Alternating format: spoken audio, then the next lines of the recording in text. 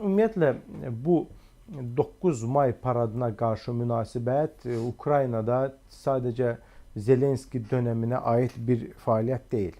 2006-cı ildə, yəni Leonid Kuchma hakimiyyətdən getdikdən sonra ondan yerinə Yushchenko'nun gəlməsi ilə ümumiyyətlə Ukraynada 9 may paradı olsun, müharibə veteranları olsun. Ukraynada çox sayıda müharibə veteranı yaşayırdı.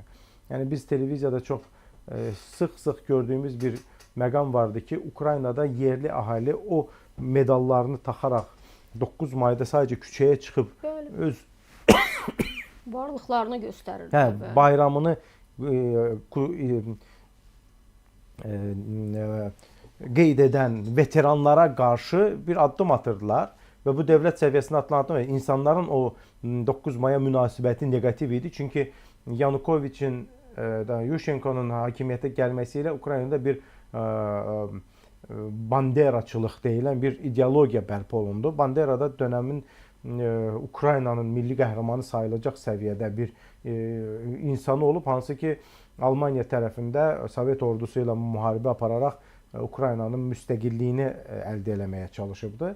Və o gün bugündür bu ideologiya davam edir. Əlbəttə Rusiya bu ideologiyanı faşizm, milli, ultramilliyyətçilik kimi qiymətləndirsə də Ukrayna tərəfi heç də belə hesab eləmir. Ukrayna üçün bandera, yəni bizim necə Məmməd Əmin Rəsulzadəni qiymətləndirdiyimiz səviyyədə bir milli bir qəhrəman kimi, milli bir şəxsiyyət kimi qiymətləndirilir və onun davamı olaraq Zelenski Yushchenko tərəfindən başladılmış, Poroshenko tərəfindən davam edilmiş siyasəti, yəni Rusiya qarşı olan siyasəti davam edir. Yəni biz Rusiyanın 9 may paradına qarşı əks parad, yəni kontrargument kimi əks parad ortaya qoyacağıq.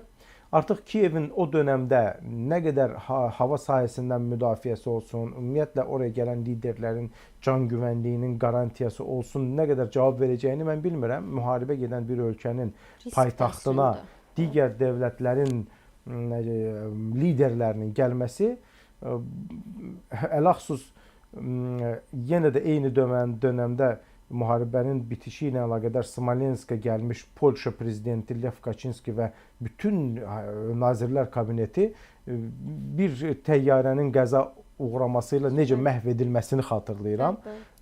Bunu da hər kəs çox yaxşı bilir ki, Rusiya bunu etiraf eləməsə də bu hadisənin benefisiarını hamı Rusiya gördü. Çünki Lev Kaçinski çox qarşı çıxırdı Rusiyanın siyasətinə.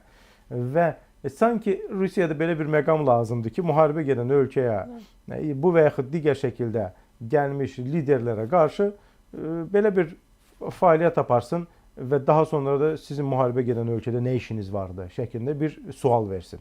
Onun üçün mən inanmıram ki, ağlı başında olan bir Avropa lideri istər təyyarə ilə, istər qatarla, istər avtomobil yolu ilə 9 maya kontrargument kimi hazırlanan bir parad da olmasa bir tədbirdə iştirak eləsin. Bax, maraqlıdır.